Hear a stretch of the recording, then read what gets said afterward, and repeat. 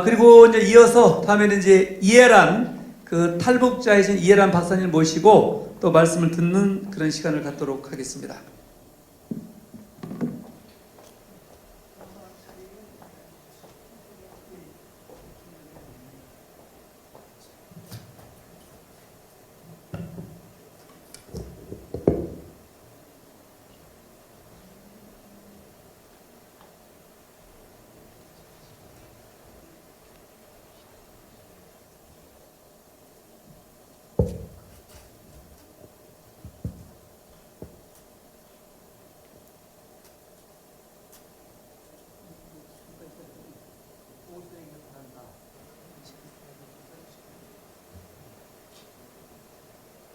나중에 지금 써야 됩니다.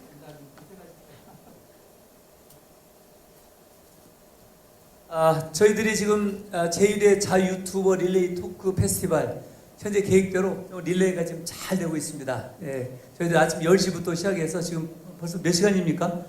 하나, 둘, 셋, 넷, 4시간 이상 달리고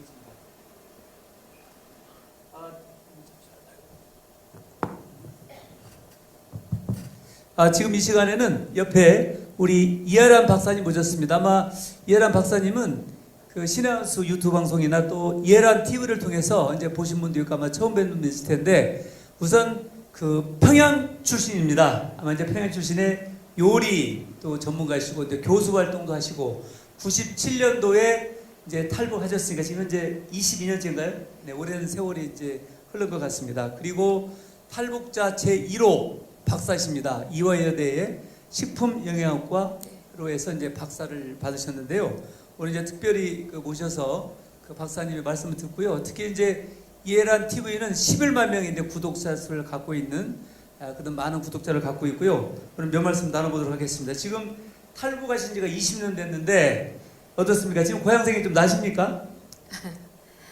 고향 생각은 안 나는데요. 북한 주민들이 너무 불쌍하다는 생각이 참으로 많이 듭니다. 가끔은 나만 탈북해서 대한민국에 와서 너무 잘 사는 게 아닌가 미안한 생각이 많이 듭니다. 그런데 최근은 아니죠. 좀 됐는데 이 대한민국이 무너져 내리고 있어서 더욱더 안타까운 생각이 듭니다. 사실 저는 10살 때 고향이 평양인데 10살 때 출신 성분 때문에 평양에서 쫓겨났기 때문에 고향에 대한 추억이 별로 없어요. 여기저기 떠돌아다니다 보니까 제일 오래 산 것은 서울입니다. 예, 제가 가장 오래 산 것은 서울이고, 예, 그래서 고향에 대한 생각보다는 북한에 계시는 그 주민들이 너무나도 고통스럽게 살고 있는 것에 대해서 마음이 많이 아프고, 또 대한민국이 지금 제2의 북한으로 달려가려고 하지 않나 이런 걱정 때문에 가끔은 밤잠이 안 올 때가 있습니다. 그래서 저는 오늘 많은 분들이 생각하시기에 조카통일 얘기하시는데 조카통일에 대한 정의가 별로 잘 돼 있는 것 같지 않아요. 김정은이가 내려오면 조카통일, 북한이 핵을 갖고 쳐들어오면 조카통일, 이렇게 생각하시는 것 같은데 실제 그렇지 않다는 거, 지금 대한민국은 상당히 위험한 상황까지 맞다는 말씀을 저는 드리고 싶습니다. 제가 그래서 오늘 주제는 남북한의 체제 전쟁 70년, 북한은 어떻게 대한민국의 자유민주주의 체제를 파괴하여 왔는가, 여기에 대해서 저는 좀 준비를 해갖고 왔는데요. 사실 북한에서 김대중 노무현 정권을 거치면서 통일 전략이 약간 수정이 되었습니다. 어떻게 수정되었느냐? 저희들이 북한에서 교육을 받을 때는 무력으로 밀고 내려가서 남조선을 통일하고 김일성, 김정일을 통일의 광장에 높이 모시는 게 북한의 통일 전략이었는데, 김대중 노무현 정권 햇볕 정책과 평화 번영 정책으로 이렇게 표현은 되지만 실질적으로는 상당히 북한의 김씨 공산주의 노예 왕조에게 불정적이며 협력적이며 오히려 그쪽 체제를 이렇게 받쳐주기 위해서 무던히 애를 쓰는 이런 정권을 거치면서 북한의 통일 전략은 수정되었습니다. 어떻게 수정되었느냐? 선거를 통해서 남한의 자신들이 원하는 정권을 세워주면 오히려 이것이 김씨 일가가 이 한국에 내려와서 통치하는 것보다 더 효율적이다, 이런 생각을 가지게 됐다는 거죠. 그래서 북한은 끊임없이 대한민국의 선거에 개입합니다.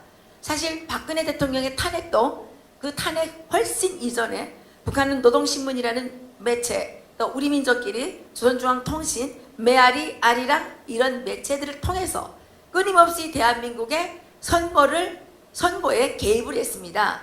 그래서 그 여론을 자유우파 진영에게는 여론을 나쁘게 하고 헛소문을 퍼뜨리는 거죠. 유언비어를 퍼뜨리고 이렇게 여론을 나쁘게 하고 자신들이 원하는 주사파 종북 세력에게는 좋게 하는 이런 여론 개입, 특히 사이버 해킹, 사이버 댓글 달기, 사이버 테러 이런 것들을 통해서 끊임없이 개입해 왔다는 겁니다. 그리고 두 번째로는 대한민국에서 통일하면, 저도 처음에 통일하면 이거는 자유민주주의 통일인 줄 알았습니다. 그런데 제가 수많은 통일 교육장, 수많은 통일 운동, 수많은 통일 캠페인 이런 데 참가해 보니까 이 통일이라는 그 용어는 우리들이 원하는, 우리들이 생각하는 그런 통일이 아니었습니다. 이 통일이라는 용어는 어떻게 변질되어 있느냐, 이것은 북한에 대해서 이해하자, 북한을 제대로 상식적으로 바라보자, 북한에 대해서 이렇게 환상을 가지게 하는, 자기도 모르게 북한에 대해서 세뇌에 빠지게 하는 이런 통일운동입니다.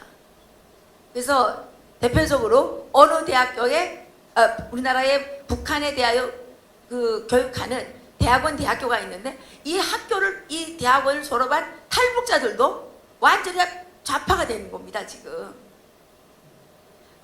그뿐만 아니라 우리나라에서 통일운동하는 사람들의 대부분은 다 북한의 체제를 용인해주고 북한의 체제를 지켜주면서 북한의 이 체제와 교류 협력을 하는 이런 통일을 원한다는 거죠. 그게 바로 다른 말로 하게 되면 우리 민족끼리 통일이라는 겁니다. 우리 민족끼리라는 것은 말은 우리 민족끼리지만 북한이 말하는 우리 민족이라는 것은 김일성 민족을 얘기하는 겁니다. 북한에서는 조선민족을 김일성 민족이라고 하지 않습니까? 그래서 달력도 바꿨죠. 어떻게 바꿨느냐? 지금 북한은 주체 연력을 쓰고 있습니다. 우리는 2019년인데 북한은 2019년이 아닙니다. 주체 107년입니다. 지금 김일성이 출생한 날부터 지구의 역사가 시작되었다고 이렇게 하고 있습니다. 그게 바로 김일성 민족이요, 그 자들이 떠드는 우리 민족끼리 통일인 것입니다. 그래서 북한은 이 통일운동을 통해서 남한의 적화를 끊임없이 지속해왔다. 이 통일운동에 참여하는 사람들은 또 무엇을 많이 하느냐? 북한에 많이 갑니다. 북한에 자주 갑니다. 거기에 가서 뭘 합니까? 대접받습니다. 심지어 성접대까지 받는다고 합니다. 그래서 북한에 인질이 잡혀서 자기도 모르는 사이에 북한을 추종하는 종북노예가 되어 있다는 거죠. 이런 사람들이 통일운동을 주도하기 때문에 지금 대한민국은 상당히 위험한 상태에, 적화 상태에 이르렀다고 저는 말씀을 드리고 싶습니다. 네, 박사님 잠깐 숨을 좀 쉬시고요. 네. 시간도 좀 고려해야 되니까요. 예. 제가 이제 시간상 한 가지 더 질문을 하겠습니다. 그 북한에서 이제 대한민국의 보수 세력과 또 자유한국당을 해체하기 위한 그 북한의 어떤 지령이 있다 하는 이제 그런 얘기가 들리는데요. 북한 지령에 관한 말씀을 좀 한번 듣고 싶습니다. 이제 조금 더 준비를 해가지고 왔는데 우리 사회자님께서 이렇게 그 질문을 주셔서 제가 잠깐 언급만 하겠는데요. 남남 갈등을 위한 적화 통일 전략이 있고요. 그리고 이 남한 내에 이 종북 세력들을 정치 세력화해서 이자들이 국회에 침입하고 사법부, 행정부 이런 모든 그 국가의 기능들을 장악을 해서 여기서 개헌을 하는 것이 적화 통일이라고 생각을 하고 있습니다. 이것이 적화 통일의 완성이 되겠죠. 개헌이라는 것은 무엇이냐? 대한민국의 자유민주주의 시장경제 체제를 사회주의 체제로 바꾸는 것입니다. 그러면 북한과 똑같은 체제가 되는 거 아니겠습니까? 그러면 통일이 되는 거죠. 그런데 이것을 위해서는 그 자기들의 국회의원 의석수를 누리는 게 필요하지 않습니까? 그러니까 지금 이해찬 씨가 지난번에 뭐라 그랬습니까? 260석을 자기들이 하겠다 이렇게 얘기하지 않았습니까? 여기에서 가장 걸림돌이 되는 것이 누구냐? 자유한국당과 대한민국의 자유보수 우파 세력입니다. 그래서 북한은 끊임없이 노동신문을 통해서 이 황교안 대표를 비방 중상하고 자유한국당을 해체하라는 이 기사를 하루에 2개, 3개씩 매일같이 쓰고 있습니다. 하루라도 자유한국당을 해체하라는 기사를 쓰지 않으면 목구멍에 가시가 나올 정도로 이렇게 하고 있습니다. 그리고 저희들이 다른 라인을 통해서 얻은 정보에 따르면 북한에서는 이 6월을 이 체제를, 그러니까 대한민국의 체제를 완전히 장악하기 위한, 그래서 보수 세력을 괴멸시키기 위한 그러한 계기로 삼아라 이렇게 해서 북한의 보위부가 지령을 내렸는데요. 뭐냐? 다시 6월로 이런 구호의 이 시위를 계속 진행하라고 지령을 내렸습니다. 그게 뭐냐면 87년도에 6월 항쟁을 통해서 대한민국의 이 민주화가 이루어졌고, 그 일제시대에 또 6월 60항쟁을 통해서 뭐 어쩌고 저쩌고 해가지고 이 6월에 다시 촛불을 들고 광화문 광장으로 달려 나오라. 이것이 북한의 노동신문의 지령이자 북한 보위부의 지령이었습니다. 지금 북한의 김씨 공산주의 노예 왕조가 바라는 것은 대한민국의 자유민주주의를 신봉하는 이 세력이 깡굴이 붕괴가 되고, 자신들의 말을 잘 듣는 저 주사파 세력들, 좌파 종북 세력들, 이런 사람들만이 남게 되기를 원하는 거죠. 네, 박사님. 어제 박사님 말씀을 듣고 보니까 지금 6월이지 않습니까? 6월이 보통 6월이 아닌 것 같습니다. 저희들 모르는 사이에 어떤 일이 어떻게 벌어진가 모르는데요. 이제 마무리 발언을 좀 할 시간입니다. 저희들이 지금 가장 염려하는 게 내년도 4월 15일 총선 아니겠습니까? 네, 총선을 앞두고 김정은 위원장이, 김정은이가 한국을 방문하느냐 상당히 많이 관심 많습니다. 특히 이제 탈북자이신 우리 교수님, 박사님께 말씀하시는 게 좀 더 설득력이 있을 것 같은데 그것을 마무리 말씀으로 듣겠습니다. 김정은이가 오느냐? 네, 서울 답방 문제를 한번 말씀해 주시죠. 김정은이가 서울에 오느냐 마느냐는 대한민국의 보수우파가 어떻게 모여서 힘을 보여주느냐에 관계 있습니다. 지금처럼 질이 멸렬해지면 김정은은 마음 놓고 내려올 수가 있습니다. 그런데 대한민국의 자유보수 우파가 똘똘 뭉쳐서 김정은이 내가 서울 땅을 밟기만 하면 죽여버리겠다, 이런 불사의 각오를 가지고 싸우게 되면 김정은이는 독재자이기 때문에 겁이 많아서 오지 못합니다. 문재인 대통령의 소망사항이지만 김정은은 지금 문재인 대통령의 가치가 없다, 문재인 대통령은 자기들에게 이용 가치가 아직은 없다, 이런 생각 때문에 문재인 대통령을 지금 패싱하고 있죠. 이번에 시진핑이 북한에 방문했을 때도 문재인에 대한 얘기는 하나도 없었습니다. 그리고 지금 오히려 한일 관계가 악화되고 있는 거에 대해서 더 이제 악화시키라고 계속 지령을 하고 있습니다. 그렇기 때문에 김정은의 남한 방문에 대해서는 저는 대한민국의 보수우파가, 자유애국 시민들이 어떻게 김정은에 대해서 대항할 것이냐, 이 현 정부에 대해서 얼마나 전투력을 보여주느냐, 여기에 따라서 결정이 될 거라고 저는 생각을 합니다. 정말 훌륭한 말씀입니다. 정말 저도 많은 걱정을 했는데 저희 자유우파 보수가 똘똘 뭉치면 절대 김정은이가 올 수 없고, 또 그게 4.15 총선에서도 승리의 지름길 아닌가 생각을 합니다. 여러분, 시청자 여러분, 이해란 TV 많이 좀 구독하시고 좋아요, 댓글 눌러주시고요. 우리 보수의 세길, 신의 한수, 환경부 시사창고등 모든 우리 애국 유파들의 그 방송에 또 좋아요, 댓글, 구독자 많이 늘려주시기 바라겠습니다. 오늘 이해란 박사님 시간이 너무 아쉽네요. 다음 또 2시 반에 대기를 하기 때문에 이제 정말 30초 마무리로 오늘 이 자리를 마련하겠습니다. 네. 예.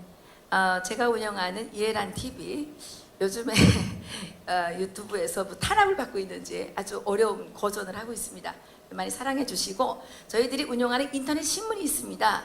리버티 코리아 포스트인데요. 저희들은 주로 북한의 정보들을 다루고 있습니다.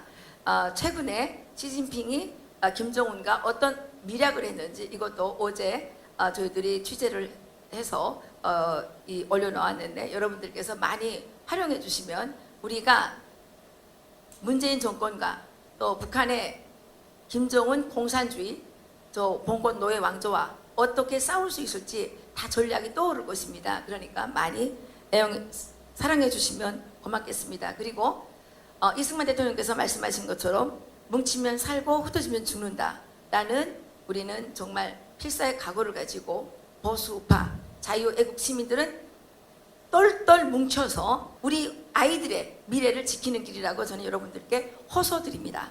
감사합니다. 네, 고맙습니다. 이것으로 이해란 방송을 마치겠습니다. 고맙습니다.